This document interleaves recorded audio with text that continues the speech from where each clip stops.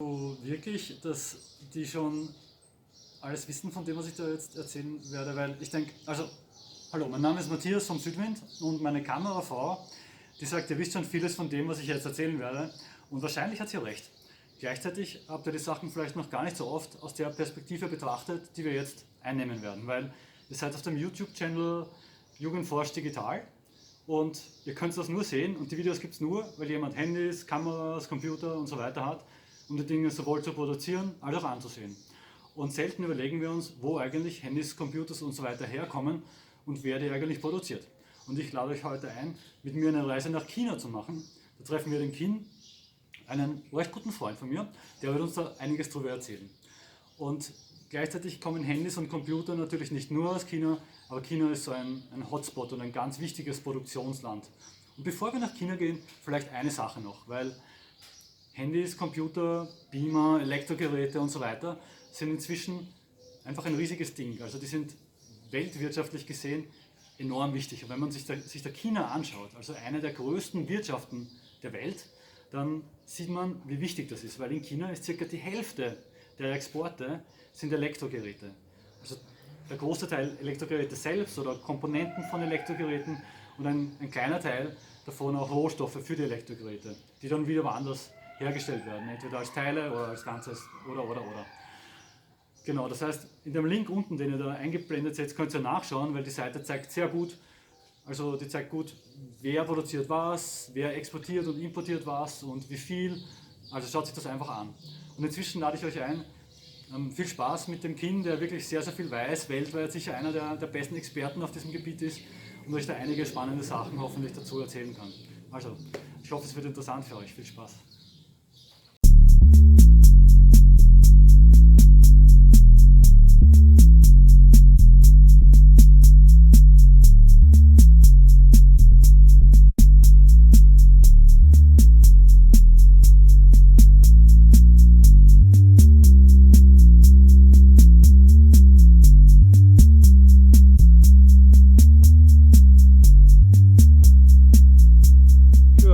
And health and safety is a very big problem for the electronic workers, because you know that in the electronic factory there's some procedure the worker need to touch the chemical and during the working, and then it is very dangerous for the workers, and because the factory and the employer, they don't give the guideline or the trainer for the workers, and even they don't give the protection equipment for the workers, and so it is a very important and dangerous situation for the workers, and it is also very important issue for the labor NGO in China to face, because for the workers, most of them, they don't care about the safety problem.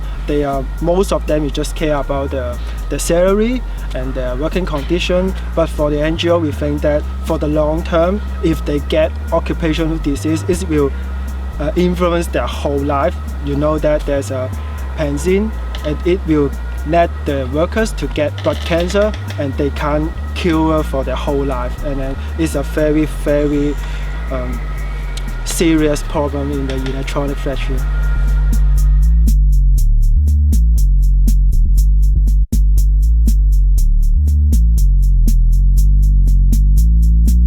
Yeah, basically the average salary in the electronic factory is about 4,000 to 6,000 the renminbi. The Chinese currency is about 400 to 500 euros, about this average. And then, but in China, it is I can say it is not a very good salary for the workers, because actually it's okay for one worker to take care his or her own life, but it is not enough for them to take care of the whole family. So the workers lead to just like there's why there is many female workers is going to the factory to have a work, because they need to earn the salary with their husband to take care of the whole family.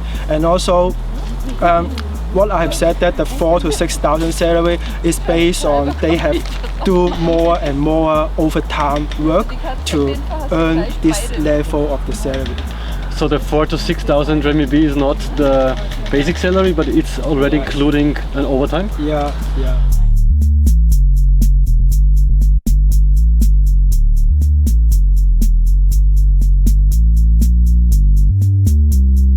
Yeah, it's very serious. In the electronic factory, most of the workers will work 12 hours per day and 6 days per week.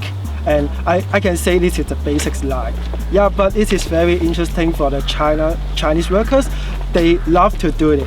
They love to work more and more because their basic salary is very low. They need to work more and more to earn the enough salary for their family. So it's also very ridiculous is that the factory is also using to don't give the overtime for the workers as a punishment.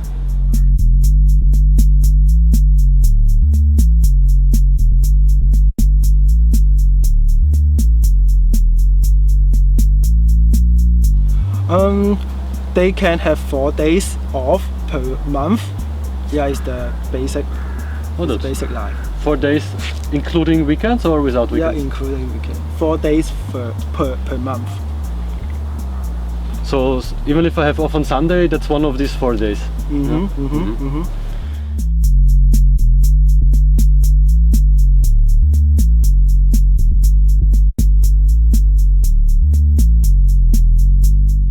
I think not, because for the trade union, they are not really stand with the workers. They are just obey the order from the government, and also some of the union is just providing the entertainment for the workers. They are not help the workers to defend their labor rights.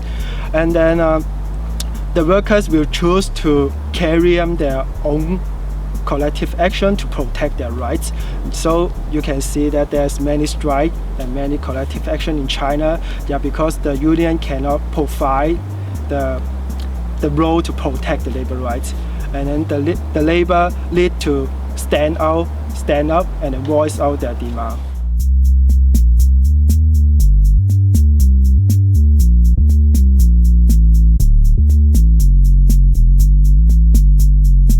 Yeah, there is 7 workers in the Reise factory. They want to set up their own union, and then actually they have already followed up the instruction from the union, the city level union, but unfortunately the 7 workers, they have been fired by the factory because they want to set up their own union, and the employer called the security guard to push them out of the factory during there is already the working hours for the workers.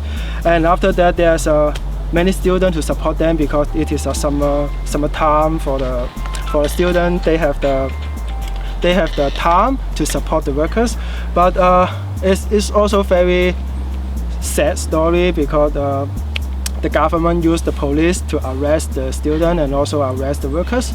And nowadays there is also some student is controlled by the government in their hometown, and also the workers is also arrested and maybe they will be in jail.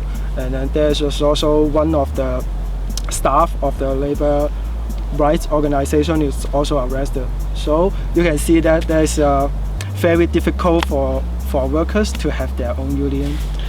We learned that those basic workers, those who are set on trial, that they can be put to prison up to 7 years. Is that true? Yeah, on the sentence it can be. Yeah, but actually I don't sure about how long is it. Yeah.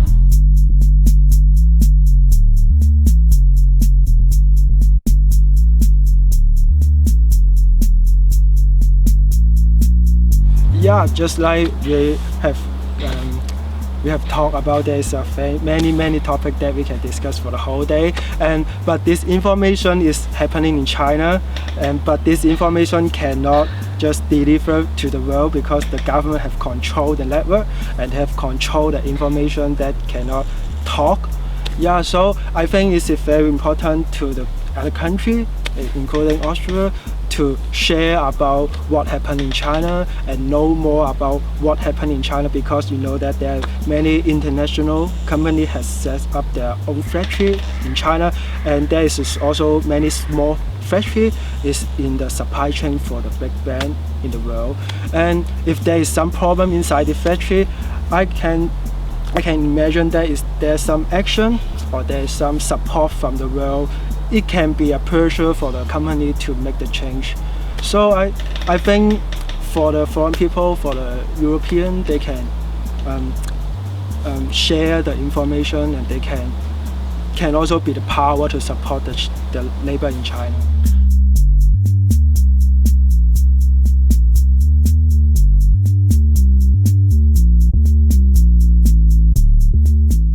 Yeah, sure. Just like there is some alliance or some organization is doing the monitoring project to monitor the supply chain of different brands, and if there is some public buyer and the government want to buy some product, and they can get the advice from this alliance to monitor is there any bad thing inside the factory. And I think it is a very good things for the public or for the government to help the labor, because it can be a very concrete pressure for the brand.